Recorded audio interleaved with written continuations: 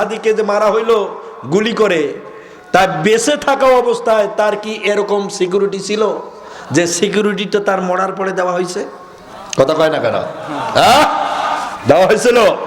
ছেলেটা যখন বেঁচে ছিল, যখন মহাসত্য কথা বলতো, জালেমদের সামনে যখন মিথ্যা কথার মুখোশগুলোকে খুলে ছিন্ন ভিন্ন করে তাদের ল্যাংটা করে সত্য কথা যখন বলতো, তখন কি আর তার এই নিরাপত্তা দেওয়া হয়েছিল?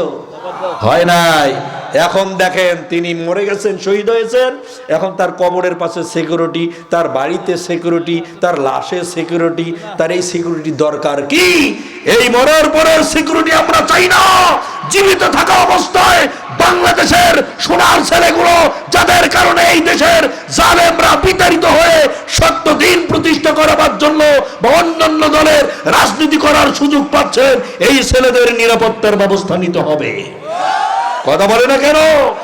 মরার আগে দিতে হবে, মরার পরে সিকিউরিটি আমাদের দরকার।